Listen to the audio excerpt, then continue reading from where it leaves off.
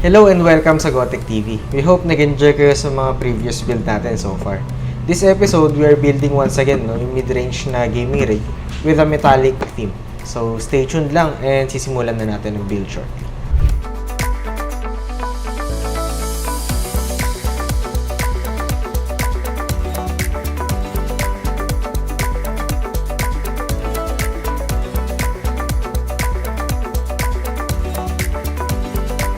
Meron tayo ngayong featured na PC case from Tecware na bibildan natin ng 70 to 80,000 worth na unit. Specs natin syempre, 5600X na processor, D550M motherboard din syempre. Featured natin to. Napakalakas, 3060Ti from Gigabyte. Without further ado, start na natin to.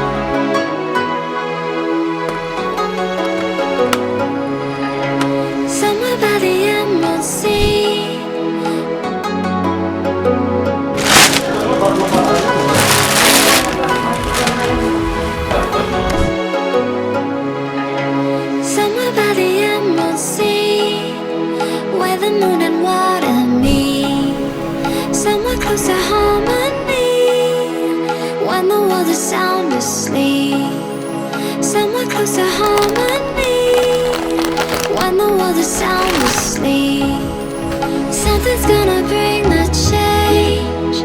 Journeys we are meant to take. Something at the edge of space, calling us to fly away. Don't you be afraid, everything will change. You and I, jumping off the edge. They say dreamers never die. So come and fly, come and fly, come and fly away with me.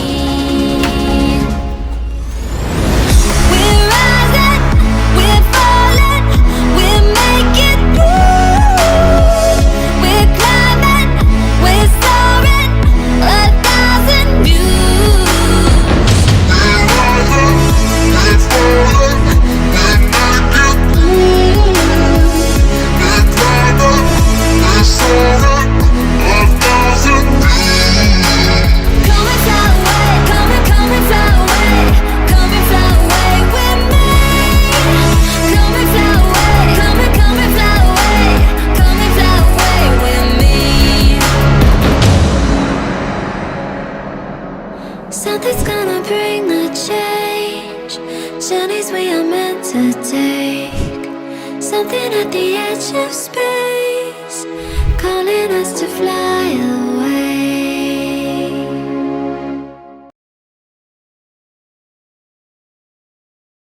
Okay guys, tapos na yung build natin. So ito na yung final product natin, yung makikita nyo. Sobrang slick, sobrang linis. Elegant looking siya pero simple. Bali yung ginamit natin na case for this build is Tecware Forge S. Comes with pre-installed 120mm ARGB fans. 3 in the front for intake and 1 in the back for exhaust. Also meron din siyang kasamang fan hub na kayang mag-accommodate ng 8 PWM fans and 8 din na 3-pin headers. para sa mga addressable RGB devices such as LED strips at iba pang mga lighting accessories. Ayun, napaka-convenient niya i-build. Maraming space for cable management, maraming pwedeng sabitan ng wires, and also, dahil naka 3-pin header tayo, pwede tayong mag-motherboard sync using yung mga softwares to control yung mga lighting na installed sa unit natin. Okay, so dako na tayo sa mga main component natin. First of all, start tayo sa processor. Ryzen 5 5600X by AMD. Paired natin siya with liquid freezer ARGB 240 para sa ating cooling. Bali, Arctic ang napili natin na cooling solution dahil isa si Arctic sa mga pinaka-renowned and trusted na brand ng cooling solution. And since high performance si CPU, it's only fair na bigyan natin siya ng top of the line na cooling to maximize yung performance niya. Next, we have Asrock B550M Steel Legend for our motherboard. And since metallic theme sa motherboard, syempre metallic din dapat ang ating GPU. Kaya pinili natin itong Gigabyte 3060Ti Vision. Visually, kitang-kita naman, nag-complement yung color theme niya sa ating motherboard since metal nga. At the same time, yun nga, meron tayong high performance card to balance it with the good looks and with good performance na rin. Let's also mention din yung RAMs natin, no? So it's Trident Z Neo from GSkill, 16 gigs of RAM, 3200 MHz, and on top of that, meron siya metallic parts to complement yung theme natin, which is metallic na. And addressable siya, so pwede natin siya ma-modify, sabay natin yung kulay niya dun sa mga fans natin, throughout dun sa buong build. So yun guys, thank you for tuning in dito sa ating channel. Sana nag-enjoy kayo dito sa 70 to 80k build natin, no? Sa mga nagbabalak mag-build ng PC dyan, you can always browse yung Shopee page natin, Mr. Shopman. Pag naghahanap kayo ng mga parts, accessories for your computer, you can always browse doon. Andun lahat yung updated na list natin kung ano yung available. You can also contact us sa Facebook natin. Just search GoTech Microbiz and ask us your inquiries and concerns. So ano lang masasabi niyo sa build natin? Comment down below sa mga suggestions at questions para masagot natin sila next video. Please like the video and subscribe na rin to our YouTube channel.